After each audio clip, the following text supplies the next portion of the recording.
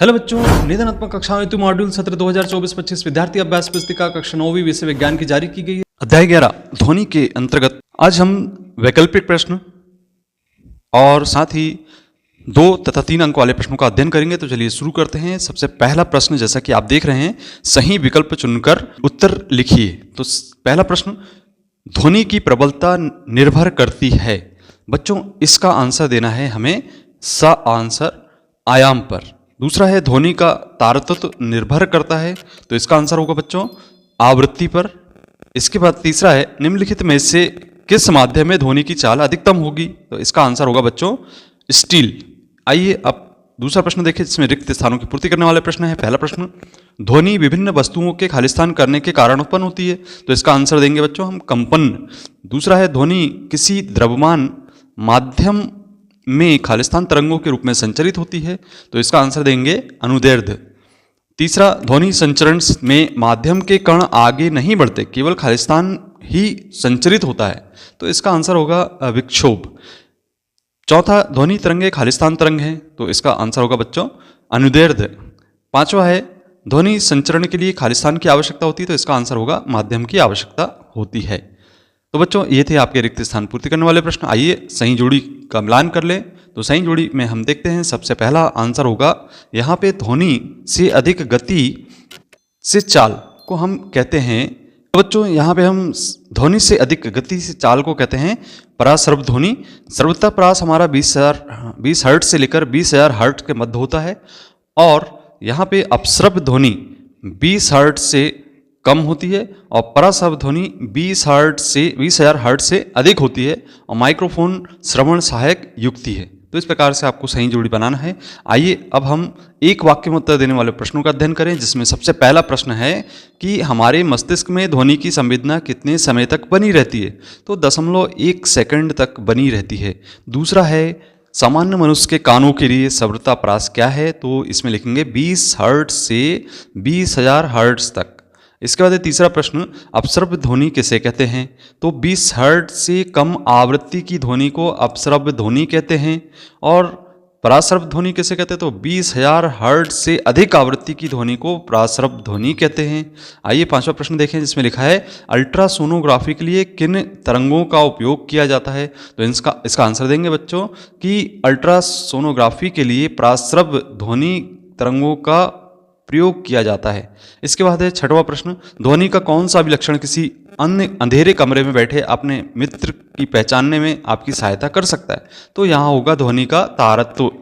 इसके बाद आइए हम 2 और 3 अंक वाले प्रश्नों का अध्ययन करें, जिसमें आप देख रहे हैं यहाँ पे सबसे पहला प्रश्न है, ध्वनि की प्रबलता से क्या अभिप्राय है, यह किन कारकों पर निर्भर करती है। तो बच्चों, जैसा कि हम देख रहे हैं यहाँ पे पहले प्रश्न के अनुसार, इसमें हमें ध्वनि की प्रबलता से अभिप्राय के बारे में चर्चा करनी है, जिसमें हम लिखते हैं कानों में प्रति सेकंड पहुंचने वाली ध्वनि ऊर्जा के मापन को प्रबलता कहते हैं।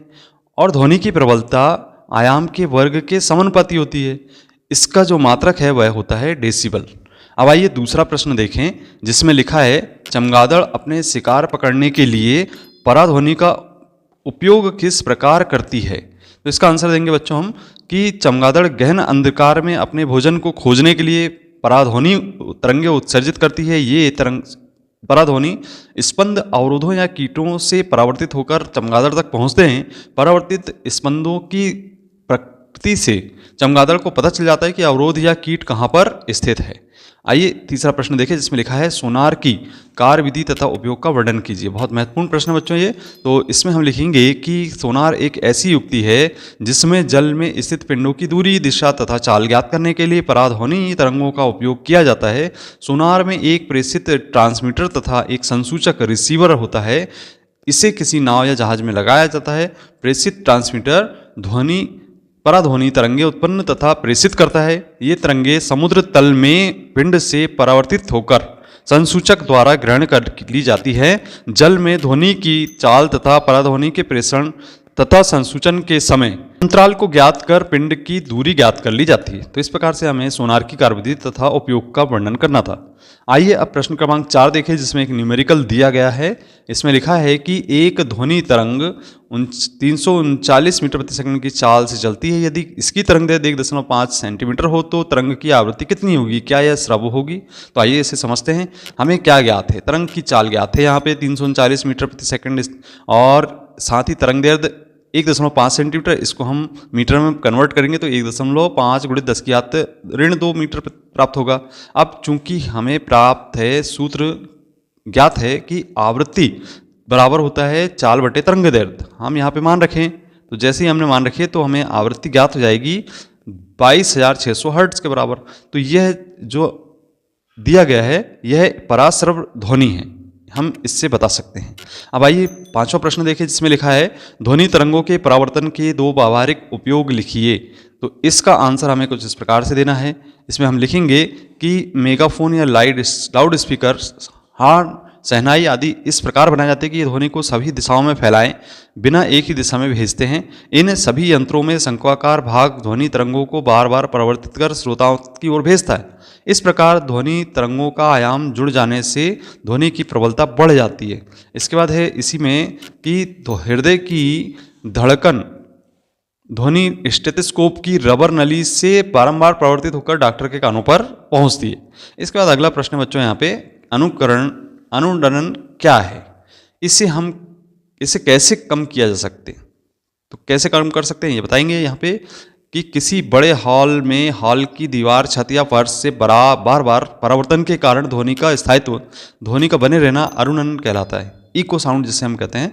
और अनुरणन को हम कम करने के लिए हॉल की दीवारों, छत आदि पर ध्वनि अवशोषक पदार्थ अथवा पर्दे लगा देते हैं, जिससे इसका ध्वनि का जो अनुरणन है, इको है, वह कम हो जाता है। अब बच्चों प्रश्न क्रमांक 7 की बात करते हैं हम। यहाँ पे